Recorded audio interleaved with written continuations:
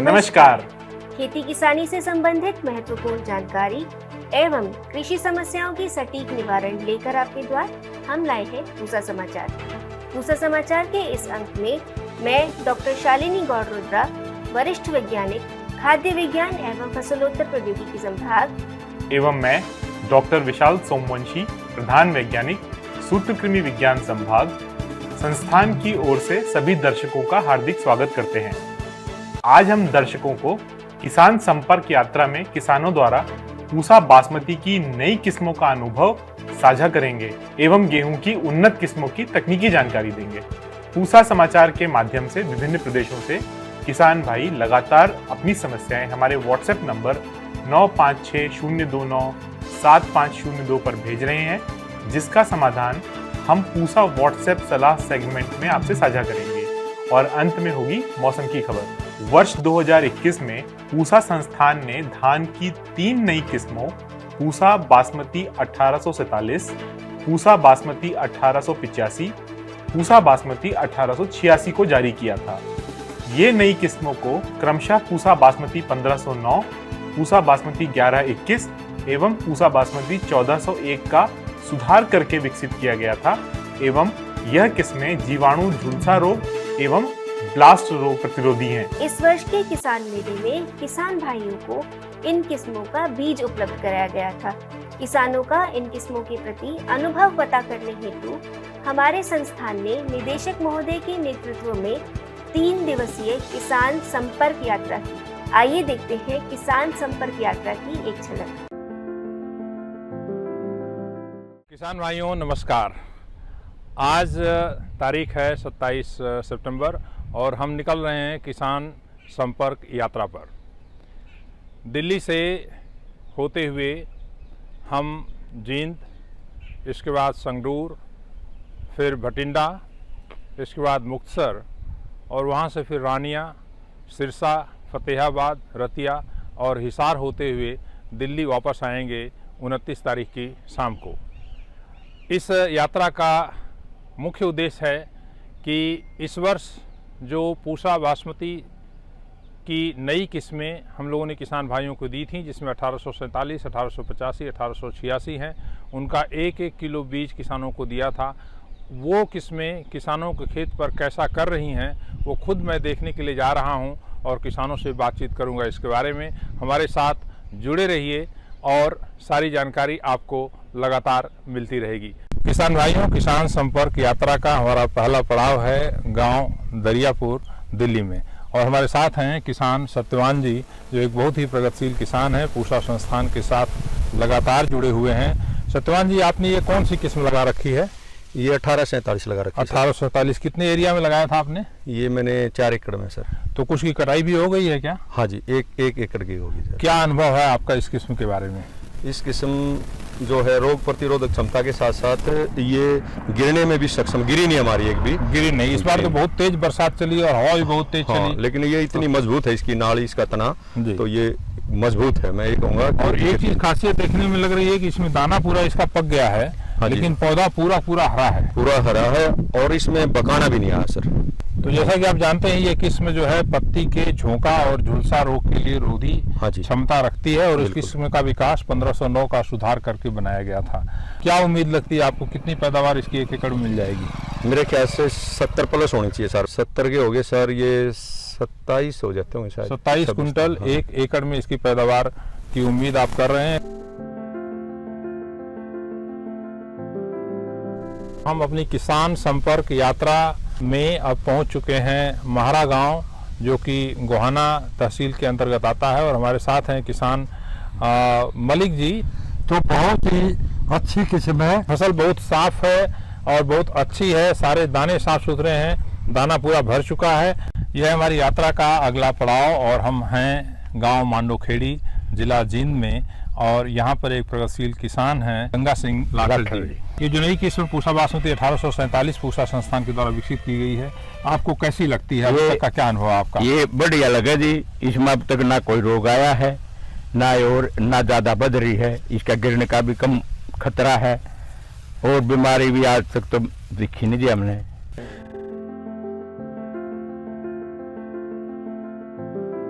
और हमारे साथ किसान हैं हरप्रीत जी, जिन्होंने पूसा बासमती 1847 को यहाँ पर 2 एकड़ में लगाया है। पर इसका अनुभव हमारे पहले 2200 से लेकर 3000 के बीच में खर्च हो जाता है फंगीसाइड दवाइयों में। वो इसमें कोई नेक ब्लास्ट की समस्या नहीं। एक तो हमारा 2500 से लेकर 3000 रुपया वो बच गया। आपकी फसल पककर तैयार होगी, क्या इसका सैंपल आपने मंडी में ले जाकर के दिखाया है लोगों को? क्या रेट दे रहे हैं? कुछ बात हुई मंडी में जो आड़ती हैं उनसे इसके बारे में? जी सर, मैं थोड़ा सा सैंपल वहाँ से काट कर इसका मंडी पातड़ा में दिया था सैंपल। उन्होंने कहा भी 4000 से 50 रुपये दे देंगे। 4050 रुपये प्रति क्विंटल। ये तो बहुत अच्छा रेट है, क्योंकि इस बार जो है 1509 का रेट भी 3500, 3600, 3700 रुपये के आसपास मिल रहा है। मैं संगरूर जिले के गहलान गाँव में हूँ और यहाँ पर एक किसान हैं गुरमेल सिंह, जिन्होंने अपने खेत पर पूसा बासमती 1847 लगा रखी है। हमारे दोनों तरफ ये पूसा बासमती 1847 का इतना सुंदर खेत जो देख करके मन प्रसन्न हो जाता है। हमारे साथ किसान हैं गुरमेल सिंह जी, जो कि एक प्रगतिशील किसान हैं। कैसी लगती है आपको ये फसल? सर ये बहुत बढ़िया किस्म जी है, तो कोई भी बीमारी नहीं आती, देख सकते होंगे, तो ना लॉजिंग की समस्या है। कितनी उम्मीद करते हैं इसकी पैदावार प्रति एकड़ आएगी? कम से कम सर 28 तो 30 क्विंटल तो आएगी। 28 से 30 क्विंटल पैदावार आएगी। हाँ जी। किसान संपर्क यात्रा को दूसरे दिन जारी रखते हुए हम आए हैं भवानीगढ़ में, जो संगरूर जिले में पड़ता है, और हमारे साथ किसान हैं गुरिंदर सिंह। इन्होंने भी पूसा बासमती 1847 लगा रखी है। पूरे खेत में कम से कम 1 फुट से ऊपर पानी खड़ा है और दाना भर चुका है। इसके बाद भी कहीं भी एक पौधा इसका गिरा नहीं है। ये विशेष खासियत है इस किस्म की। इसके साथ साथ इसमें पत्ती का झुलसा और झोंका रोग नहीं लगता है। नई बासमती किस्में दी हैं 1847, 1885 और 1886। इन तीनों में एक तो BLV बिल्कुल ख़त्म कर दिया, BLV फ्री कर दी, नेक ब्लास्ट फ्री कर दी। अभी जैसे 1509 का बदला है सर 1847। अभी आप देख रहे हैं इसमें 5-6 दिन से 1 फीट से ज़्यादा पानी खड़ा है, जी बिल्कुल भी नहीं गिरी। अगर इसकी जगह कोई भी बासमती होती तो गिर जाती। किसान संपर्क यात्रा का हमारा दूसरा दिन और तीसरा पड़ाव। हम हैं जिला संगरूर के गांव कनकवाल में, और हमारे साथ किसान हैं सुखजीत सिंह मंगू। कैसा आपको लगता है इस किस्म को देख करके? हाइट बहुत ठीक है, बहुत अच्छी वैरायटी है। इसके अंदर मैंने कोई भी स्प्रे नहीं किया अभी तक, तो इसको कोई भी रोग नहीं आया, कोई ब्लास्ट नहीं हुआ। तो मेरे को इसकी बल्ली वगैरह देख के लग रहा है अभी इसकी करीब हमारे पंजाब के एकड़ के हिसाब से 28 क्विंटल के आसपास जील्ड जाएगा इसका। दाने की संख्या भी एक बाली में उनके तुलना में कम से कम 25 से लेकर के 50% तक ज़्यादा है, और पैदावार जैसा कि आप बता रहे हैं करीब 28 कुंटल प्रति एकड़ की उम्मीद है। किसान भाइयों, आज की किसान संपर्क यात्रा का हमारा ये चौथा पड़ाव है, और हम आए हैं गांव कखावाली, जिला मुक्तसर साहब, और हमारे साथ किसान हैं लखवीर सिंह जी। 17 जुलाई ਨੂੰ मैं ਰਪਾਈ ਕੀਤੀ ਸੀ ਤੇ ਇਹਨੂੰ ਅੱਜ तक कोई फंगीसाइड नहीं किया। तो बहुत अच्छी पैदावार है, करीब 27 क्विंटल प्रति एकड़ के हिसाब से। मुंजर की लेंथ 1 फुट 12 इंच लंबी आ, जिंदे विच 145 तो लैके 160 दाने एक मुंजर च। आज हमारा किसान संपर्क यात्रा का तीसरा दिन है, और हम पहुंच गए हैं रानिया गांव में, जो कि सिरसा जिले के अंतर्गत आता है। और हमारे साथ किसान हैं अमरजीत सिंह सिद्धू जी। पूसा बासमती 1886 का बीज हम लोगों ने सिद्धू साहब को दिया था। सिद्धू साहब बताएंगे कि इसमें कोई समस्या अभी तक आपको जो है पत्ती के झुलसा या झोंका रोग की आई, ऐसा कुछ ब्लास्ट की बीमारी जो आती है? नहीं डॉक्टर साहब, ये हमने जो बीज आपके पूसा यूनिवर्सिटी से लेके आए थे, तो इसका रुपाई करने के बाद में हमने इस खेत में लगाया। इसमें कोई भी मान लो ना तो झुलसा रोग, और इसमें वो जो आप डालते हैं दूसरा झंडा रोग की दवाई, वो भी नहीं डालेगी इस खेत में। किसान भाइयों, आज तीसरे दिन की किसान संपर्क यात्रा में हम आए हैं गांव नागोकी, जो सिरसा जिले में पड़ता है, और हमारे साथ किसान हैं हरप्रीत जी।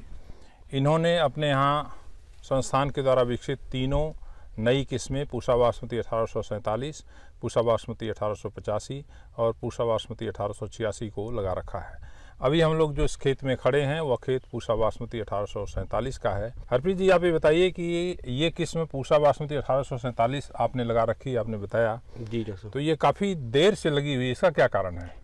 ये हमने डॉक्टर साहब साइले डाला पहले मक्की का गेहूं के बाद। अच्छा, अभी हम नागोकी गांव के एक दूसरे खेत में हैं किसान हरप्रीत के साथ, और यहाँ पर इन्होंने पूसा बासमती 1401 और इसका सुधरा हुआ प्रारूप जो है पूसा बासमती 1886 दोनों किस्मों को अगल बगल लगा रखा है। हमारी दाहिनी तरफ जो किस्म लगी हुई है पूसा बासमती 1401 है, और जो हमारी बाईं तरफ किस्म लगी हुई है वो पूसा बासमती 1886 है। एक और ख़ास बात, जैसा कि इन्होंने बताया कि इन दोनों किस्मों की बिजाई सीधी बिजाई विधि द्वारा की गई है। अगर दोनों की बढ़वार देखें तो कोई भी आदमी देख के कह सकता है कि 1886 जो है इससे कम से कम 1.5 गुनी इसकी बढ़वार है। क्या कारण है इसकी बढ़वार नहीं हो पाई इतनी जो है? डॉक्टर साहब, असल में जो DSR में या 1401 में पहले वाली वैरायटियों में किसानों को ये दिक्कतें आ रही हैं लीफ ब्लास्ट और ब्लाइट की, जिसकी वजह से फसल का जो बढ़वार का टाइम होता है उसकी ग्रोथ रुक जाती है और दवाइयों के खर्चे बढ़ जाते हैं किसानों को। इसकी फसल का कलर और बहुत बढ़िया दिख रहा है। फंजीसाइड कोई नहीं पड़ा है? नहीं डॉक्टर साहब। और बैक्टीरियल ब्लाइट को नियंत्रण के लिए हम जो स्ट्रेप्टोसाइक्लिन डालते हैं वो भी डालने की नहीं, कुछ नहीं, अभी तक हमने इसमें कुछ भी नहीं स्प्रे किया है।